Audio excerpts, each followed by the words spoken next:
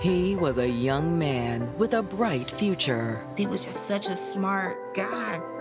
He was inquisitive. He wanted to be a lawyer. But more than anything, he wanted a family. He was such a hopeless romantic. He wanted something just like our parents have. But someone else wanted him dead. This was planned from the very beginning. And now it's up to detectives to figure out who that someone is. In an average murder, it's real cut and dried. This one was much more mysterious. Was it the jealous ex-girlfriend?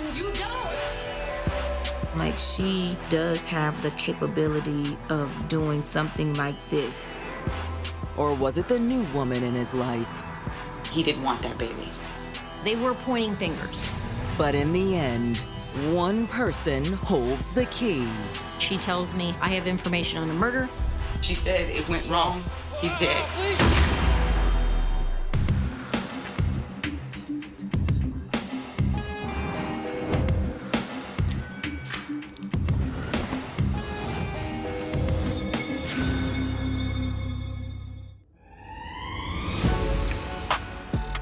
January 17th, 2010.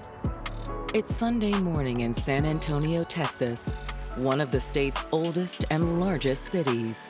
We have a lot of history here. There's the Alamo, which I think most people around the world are familiar with. There's the Riverwalk, of very nice botanical gardens. It's a great place to live, great place to raise a family. But that morning, while most families in the River City are going to church or enjoying a relaxing weekend, one family is gripped by panic. We all went to the police station together to file a missing person report. They were desperate to locate 26-year-old Sam Johnson Jr. Samuel didn't contact my parents on their anniversary. That was so unlike Samuel. I don't care where my kids are, they call mom and dad. That's been a constant for 26 years. But it's been 4 days since anyone has seen or heard from Sam. When I did not hear from my son, something was up. Something's wrong.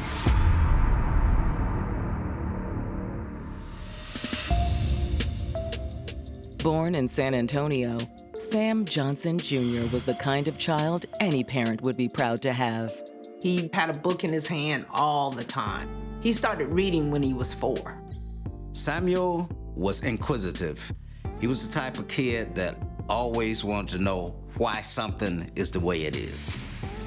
He was also a caring big brother. When the other kids came along, Sam, he just stepped in and he said, "Mom, what do you need me to do?" He was my rock. He was the one I looked up to besides my father. After high school, Sam worked several jobs to save up for college. He wanted to be a lawyer. He would debate you on anything. He was looking forward to school. And he wasn't looking for love. He was working, and Erica would come into the store and he would help her out because he was working in customer service. Hey, how are you? Hi. Casually, we started up a conversation, and I noticed that he was really attractive. I could be, a little flirty, you know. So, got any big plans for the New Year's? No, I got nothing going on. Well, how about we do nothing together? And he wrote his phone number down on the receipt. 20-year-old Erica Hinton called Sam later that day, and soon they were inseparable. Samuel and Erica, man, that was a power couple.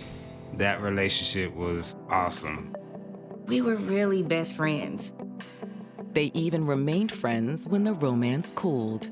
When I met Sam, he was 19. I was going on 21, and we think we're grown and we think we know it all, and we don't know much about love. Samuel and Erica were on and off a lot. It was during one of those off periods that Sam met Vanessa Cameron. He was working at Antioch Sports Center. and he met her there. Hey, need a spotter? Thanks, I got it. Yeah. Vanessa was beautiful. Tall, slender, athletic, very pretty. And to everyone's surprise, she was soon very pregnant. He told me about it. Yeah, that was one of those kind of serious brother-to-brother talks. And we were like, what are you gonna do? Are you serious about this? He was like, yeah, like, this is what I wanna do. Vanessa gave birth to a son. Having that child became his focus. It became his life. Samuel as a father was absolutely amazing. But their idyllic family life was soon marred by tragedy. In April of 2009, there was a fire at the home that Vanessa shared with Sam. Everyone was okay, but they lost everything. Vanessa, Sam, and the baby rented a small apartment with Vanessa's sister, Susan Sutton, and her boyfriend, Daryl Collier. That was a mess. How is that possible to have that many adults in a 2-bedroom apartment? Money was as tight as the quarters. He had just gotten a full-time job as a bus driver. It was not enough, so he went and got another job, and he did 2 jobs for about 3 months, and then he realized, I can't do this. As financial pressures mounted, Sam's relationship with Vanessa couldn't take the strain. I told him straight up, I said, look, you can be a father without being around Vanessa. Leaving his son with Vanessa, Sam made the tough decision to move in with his brother. He still made sure that he was there for his son if his son needed anything. And before long, Sam reconnected with his first love. We decided we're gonna make this work. It wasn't long after they reconnected that Erica had some big news for Sam. I put a little package together, and so he came over, and I give him the gift. He sees the pregnancy test, and he smiles really big. Yeah? Yeah, are you happy? Of course. Dang, babe. Yes. Oh, my goodness. Sam was living a life with a future. It seemed that he was happy and he was looking forward. But now, Sam's family has reported him missing. I knew something wasn't right. His phone's going straight to voicemail. After filing the missing persons report with the San Antonio police, the family spends the rest of the day searching for Sam. We all got in the car and we went to look for him. We looked everywhere, and when we got back home, there was a card in the door. I pulled that card quickly because my wife was 2 steps behind me. What does it say? It's a detective and his phone number. I called and talked to the sergeant. Yes, this is Sam Johnson, Sr. I got your card from my door. But it isn't good news. I'm afraid that we found your son. He had a look on his face like he had seen a ghost. He's gone.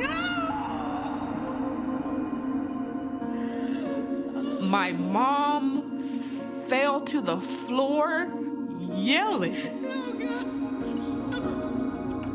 It was the most horrific moment of my life. My parents have lost their firstborn.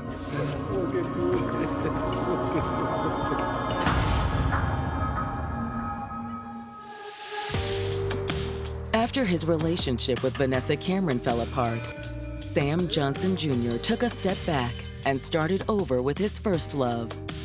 He was very excited that he had reconnected with Erica. They had a new baby on the way. He wanted to have a great relationship and have something just like our parents have. But now, just hours after the family reported him missing, police have informed them that Sam is dead. He's gone. and daughter and wife screamed. It was the most horrifying scream you could ever imagine. It was like the air got drawn out of the room. I couldn't breathe. After that, I think everything just kind of went blank. It was absolute chaos. It was the worst night of my life. All we did was hug each other.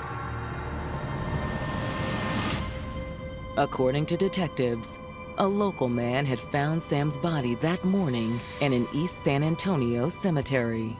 The witness that found him actually thought he was sleeping in the cemetery. It wasn't until the witness gets closer and goes, "Oh my God, he's dead." He had gunshot wounds. That was pretty obvious. It's equally obvious he hadn't been shot in the cemetery. There was no blood on the ground. There were no shell casings. There were no calls of shots being fired in that area. The body was placed on the ground like in a delicate manner. That's why the man who found him had initially thought Sam had been sleeping. That just doesn't happen for us. That's not the way we find our crime scenes. If you're gonna commit a murder and you're trying to get rid of a body, you know, you're gonna drag it, roll it, throw it. Homicide detectives initially had no idea who Sam was. We did check his pockets to see if he had any identification on him, which he did not. But they did have a way to find out. In Texas, when you get your driver's license or state-issued ID card, they take your thumbprint. So we have the medical examiner send off a victim's thumbprint to see if we can't get a match. The medical examiner was also able to provide some details about how Sam died. He had been shot a total of 6 times. There was a bullet wound here in the chin and into the chest. And she said, for this to be possible, I can tell you he was below the shooter. Once detectives determined Sam's identity, they had attempted to contact the family. No one was home, so we left a card in their front door asking them to please call the police department. The family had been unable to locate Sam, but the police did. It was the most horrific moment of my life to realize that my firstborn was no longer with me. He's gone.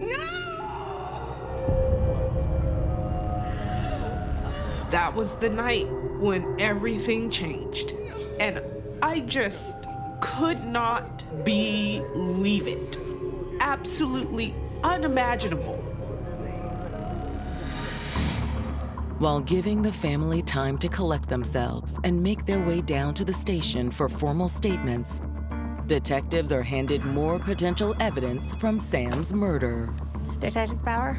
As soon as Sam was reported missing, his vehicle is put into our system as missing.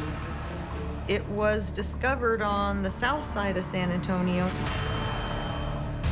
After transporting the car to the crime lab, police had discovered bloodstains in the trunk lining. There was no blood anywhere other than in the trunk, and there were no shell casings and no bullet holes, so don't think that's our murder scene. The car had been wiped down, so the detectives were unable to recover any fingerprints or DNA. Which means that when Sam's family arrives at the station that evening, detectives are anxious to get any information they can give them. We needed a starting off point. We were getting statements from the family members to find out where did they last see him and is he in any kind of trouble. The entire family appears just as anxious to cooperate with the investigation. They literally showed up in the homicide office with Sam Jr.'s fiancée, Erica. Erica was pregnant with Sam's baby. They were really upset. But even through her tears, Erica is determined to talk to the detectives. When did you last see Sam? On Wednesday. She said he was at my house. He said he was leaving to go to Vanessa's house. Who's Vanessa? His ex-girlfriend. They have a child together. I distinctly remember telling her that if anything happened to Sam, that Vanessa was behind it. I'm done. I'm done with this. Sam Johnson Jr.'s fiancée has just told detectives investigating his murder that she suspects his ex-girlfriend, Vanessa Cameron, may have something to do with his death. Like, she does have the capability of doing something so heinous as taking someone's life.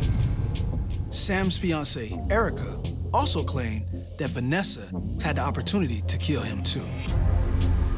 Erica revealed that Sam had been at her house and left to stop by Vanessa's to collect some money that she owed him on his way to work.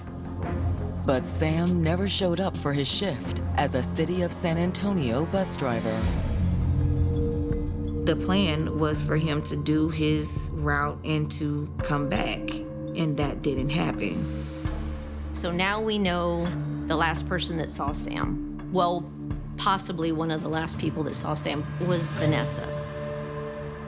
But had he gone to Vanessa's, as Erica claimed? What did you do that day after Sam left? I went to church. I sang in the choir. And what makes you think that Vanessa would want to hurt Sam? That's just the type of person she was. She was very manipulative. If he didn't do exactly what she wanted, she would say, well, you're not gonna see baby Sam, because if she wasn't happy, he wasn't seeing his son. Erica says that there was almost no limit to what Vanessa would do to dominate Sam. Maybe a year or so before he was killed, they had been arguing and not getting along, and he locked himself in the bathroom because he was just trying to get away from all of the hostility, all of the name calling, just a tumultuous situation. And so she ended up calling the police. She was claiming that he was in the bathroom, was gonna kill himself. The police ended up at their home. He ended up going into a mental facility for about a week.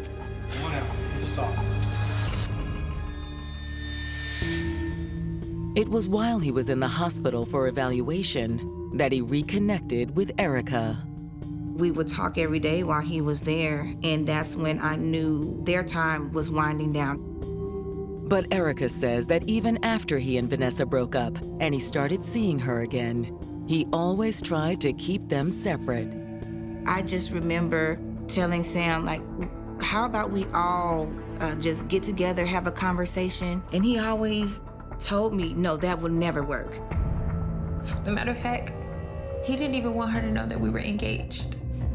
He didn't tell her? No. He was ecstatic about moving forward with Erica and everything like that, but he also was so reserved about, man, I don't know what Vanessa gonna do, man. If Vanessa find out, stuff is gonna really hit the fan. But did that mean Vanessa was behind Sam's murder? Erica thought that Vanessa was a very bad person and just knew that Vanessa had something to do with the murder.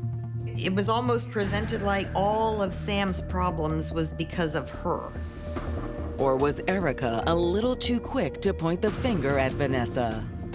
At that point, we knew that Erica's house was his last known location.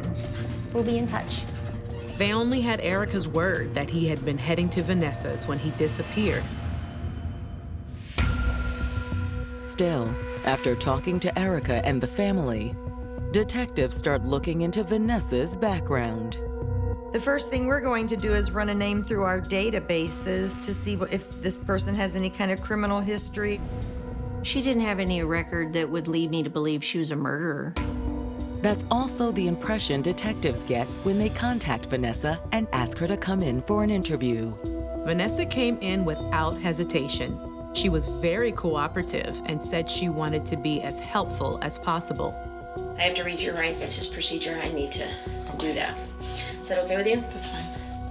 The formalities out of the way, it quickly becomes apparent that Vanessa couldn't have killed Sam. She was out of town. She said she had been gone all week visiting a friend. And where does she live? She was hundreds of miles away. According to Vanessa, she'd left on Tuesday the 12th, the day before Sam went missing. How'd you get to the airport? He drove me. Sam took you to the airport? She says she didn't know for sure that Sam was missing until she came back, but she had a feeling something was up. Me and Sam text every day. We talk every day. And so I started getting concerned. Okay, no text or phone calls? Nothing. Okay. Vanessa also says that as soon as she heard that Sam was dead, she knew who was behind it. She told me to look at Erica. I mean, we have to put it out there. I think she had something to do with this. Vanessa told detectives that Sam was leaving Erica. She said their relationship was toxic. I think that she is obsessed with Sam.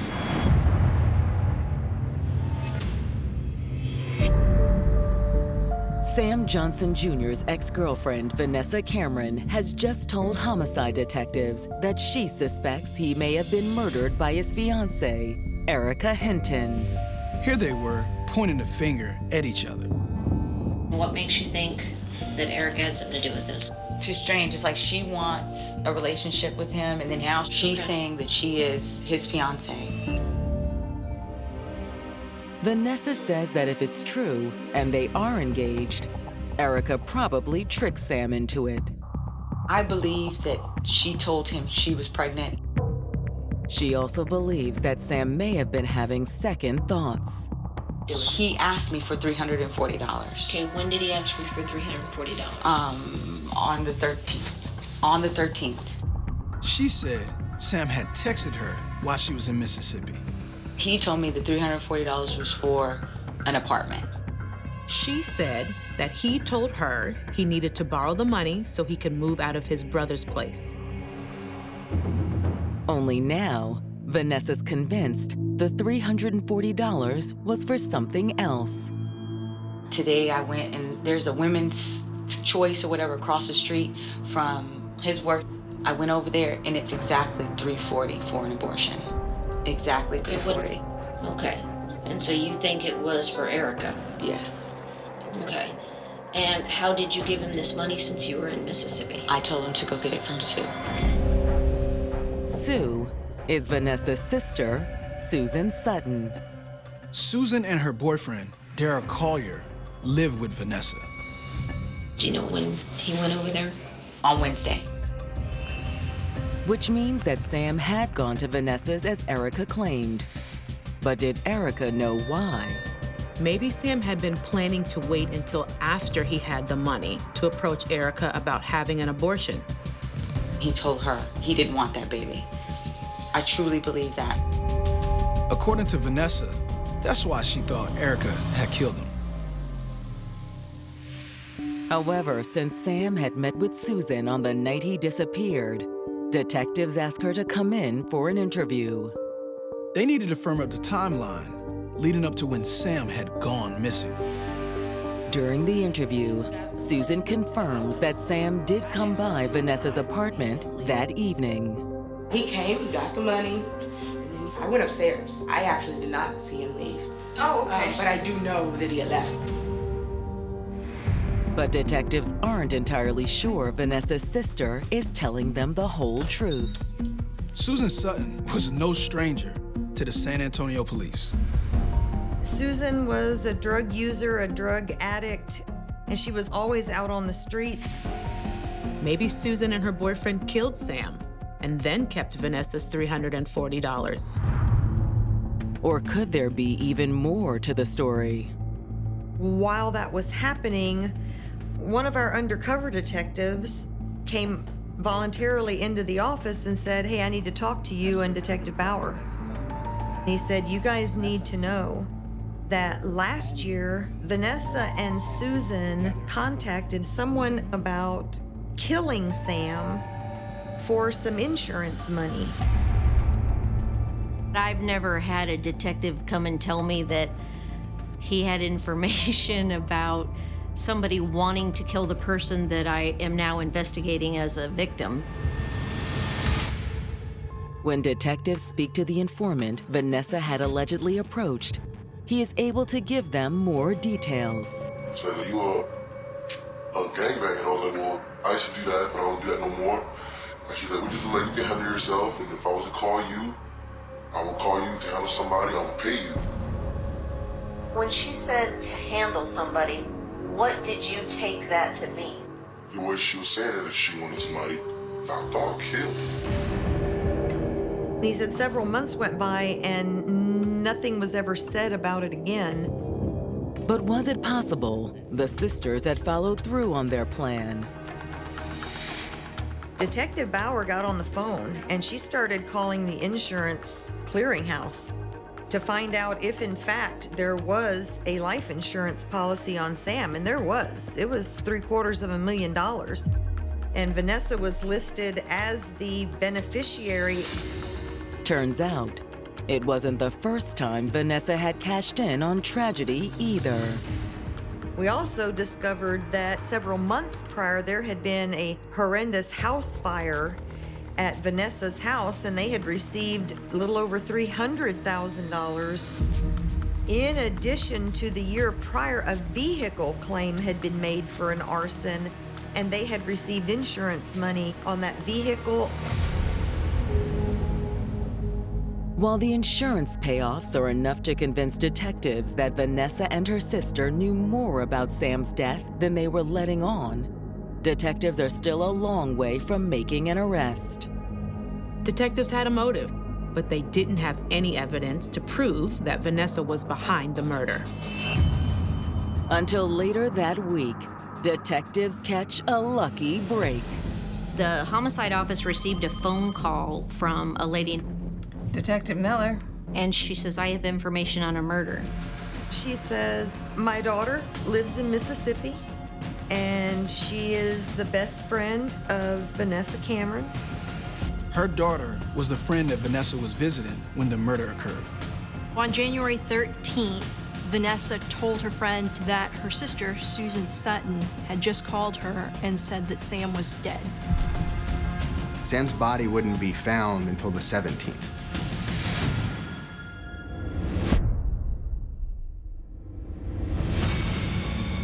A witness has told detectives investigating the murder of Sam Johnson Jr. that his ex-girlfriend, Vanessa Cameron, knew he was dead on January the 13th. That was 4 days before the police found his body in the San Antonio cemetery. She clearly had advance information that he was dead. According to her friend's mother, Vanessa spent the rest of her trip in Mississippi acting like it too. Vanessa goes shopping and is getting her hair done. She's buying a black dress that she's telling these people that she's gonna wear to the funeral. When detectives follow up with Vanessa's friend Tamara in Mississippi, she confirms what her mother told police. She says that Vanessa received a phone call saying that Sam had been beaten up by her sister and cousins, and that they went too far and that he was dead.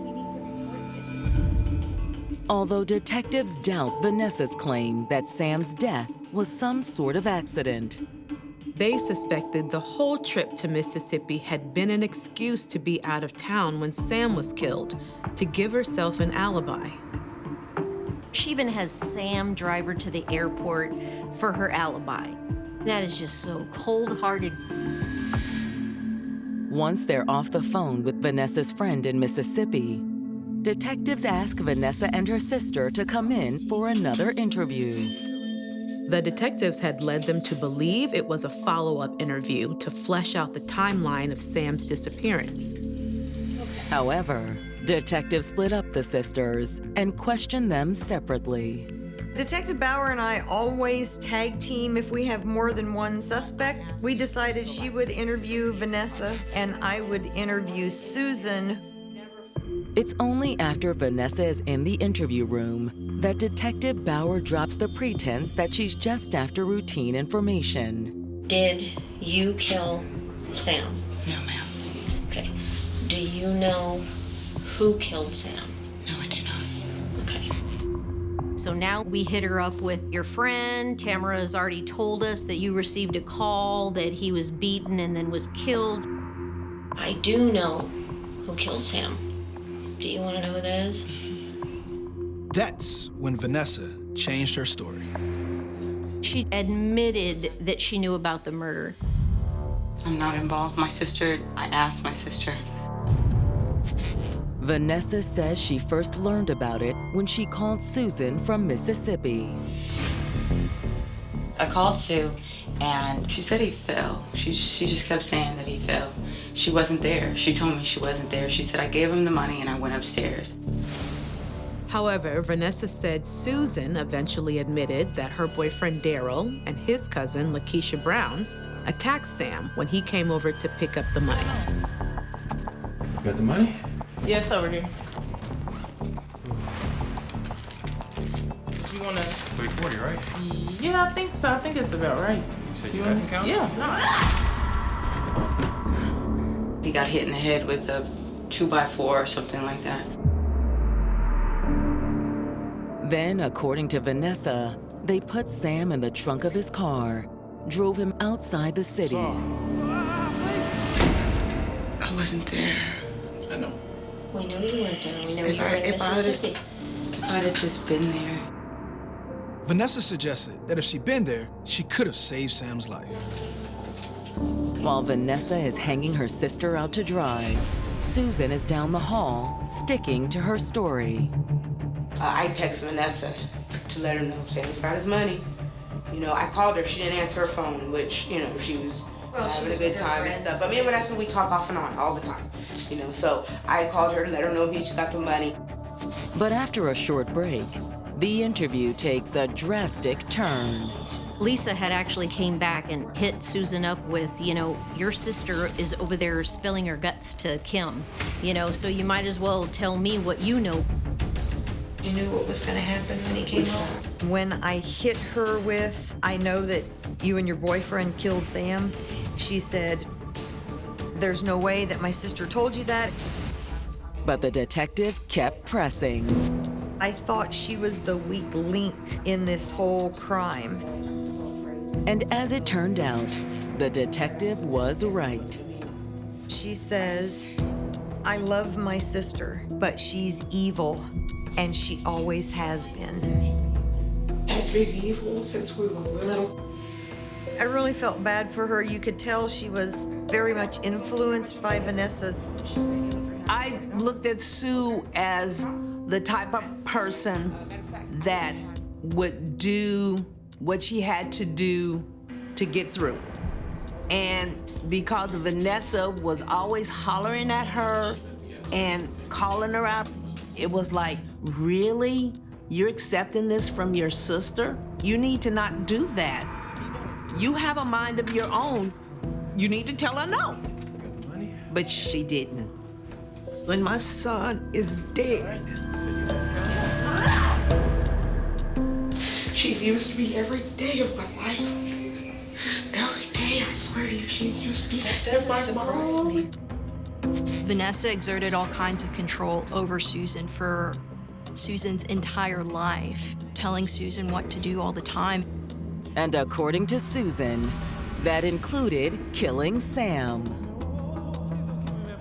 The original plan was for me to do it.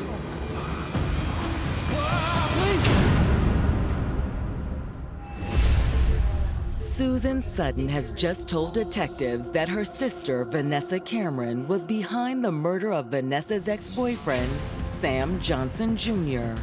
I know that.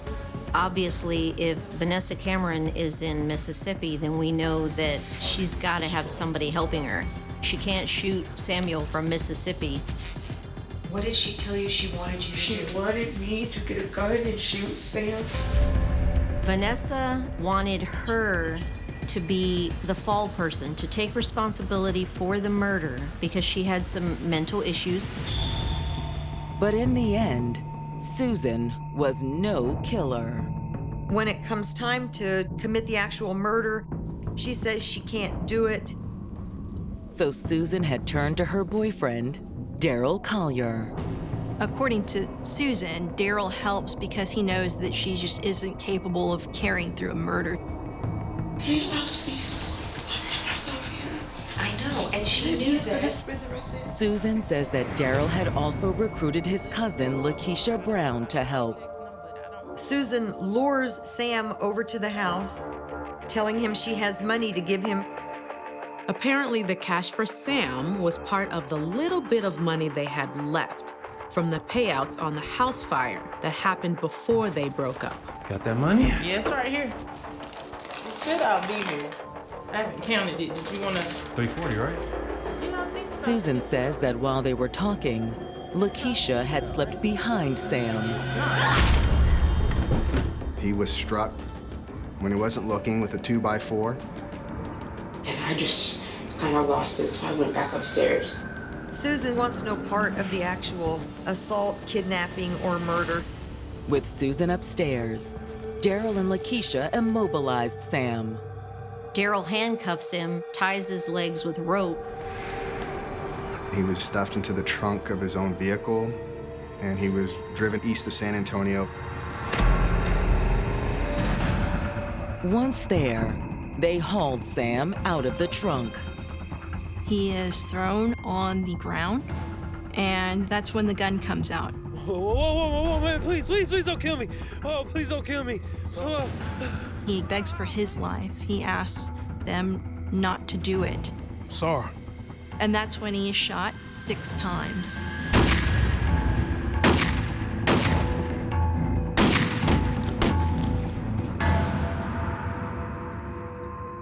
From there, they loaded Sam's body back into the trunk of his car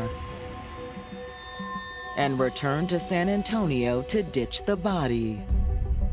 Vanessa just said that he had to be found. To collect the insurance.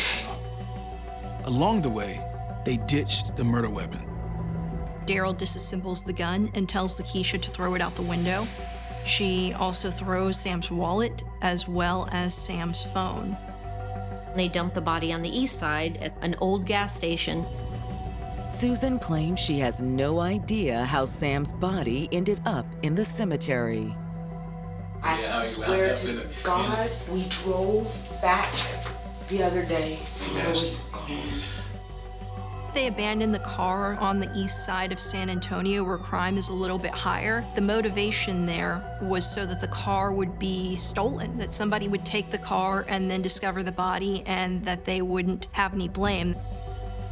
Sam's body was in the trunk. The keys were left in the vehicle. Susan's story gives detectives more than enough evidence against Vanessa. She told it all. But before making any arrests, detectives bring Daryl and Lakeisha in for questioning. Finding them isn't hard. Susan said, well, they're driving around the police station. They keep texting me from time to time asking what's going on. Obviously, they wanted to know what was being said and if they were being implicated. So I said, well, heck, have them come on in and talk with us, and they did. I couldn't believe they came in. I figured for sure they would have just run, driven away, done something, but nope, they came right up and talked to us. Although when detectives confront Daryl with what Susan already told them, he denies everything. If you don't give me your story, all we can go with is what they have already told us. Well, whatever they told you, that's what they told you. Daryl knew to keep his mouth shut. Lakeisha, on the other hand, was very talkative and very willing to tell me all about the role she played in this murder. He says, I'm gonna come over there and, knock the shit out of you. I'm not scared. I hit him with a board. A small board. Okay. Did you hear that? My bull fucking shit meter just went off. You know what that means? That means somebody's trying to blow smoke up my ass, Lakeisha. But while she admits to hitting Sam, Lakeisha swears she didn't know Daryl was going to kill him.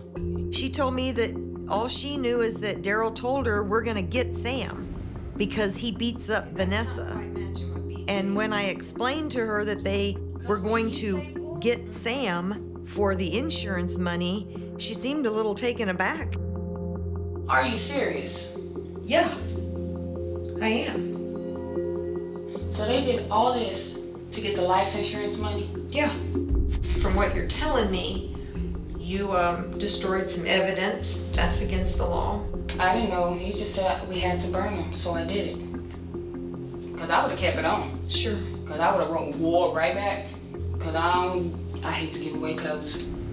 More or less try to burn them. Yeah, exactly. What a waste, huh? I'm still hurt because I love those pants. But he said I had to. You know what the lesson in that is? Don't wear your favorite pants when you go to a murder. We knew that she was telling the truth and it corroborated everything. After Lakeisha confirms everything Susan told them, detectives sit back down with Vanessa. They'd been holding her in an interrogation room this entire time. Are you sure you want to stick with that story, or do you want to tell us what happened? Ultimately, she admitted to detectives that it was her idea. But she insists it wasn't about the money. What was it about? I just felt like it would be better. He caused so much heartache. Once Vanessa's interview is over, detectives place her and her 3 conspirators under arrest. Once the whole squad was brought in and charges were filed and they were arrested, it was kind of a relief. Susan and Lakeisha both took plea arrangements with the DA's office. But Daryl refused to cooperate.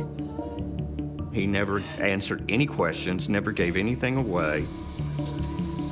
Daryl's silence serves him well. When he goes on trial in October of 2013, he's acquitted of all charges. In Texas, you can't convict someone of murder just based on co-defendant testimony. Will Vanessa be as lucky? She really played the part of someone who was grieving. She also claimed that killing Sam had been Susan's idea. But would it be enough to overcome the evidence against her? She'd made incriminating statements to the police, and she stood to gain $750,000 from Sam's life insurance. Right there, that screams motive. The jury agrees. They hand in their guilty verdict. But that isn't the last word for Vanessa. Her case got reversed by the San Antonio Court of Appeals. The judge told Vanessa Cameron's family members that they could not be in the courtroom during jury selection due to it being too full and a violation of the fire code. That was found to be a violation of Miss Cameron's right to a public trial.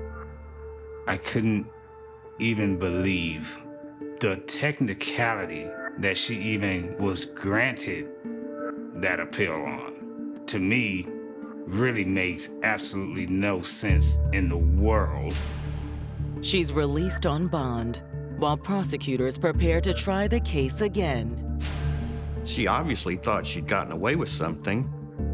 Her behavior while out on that appeal bond, I think, demonstrates exactly the type of person she is. She was ordered to have a GPS placed on her ankle and was supposed to be on house arrest. She learned on YouTube how to slip the GPS unit off without alerting pretrial services. She slipped it off, left it at her home, and went to Vegas and had herself a little party. Doesn't seem like something that somebody facing something so serious should be doing. The reason we knew that is that we got her cell phone records. She left behind the GPS device, but she was carrying one like we all are. We got her location records from her cell phone and could track her all over the Las Vegas Strip. The appeal drags on for 6 years.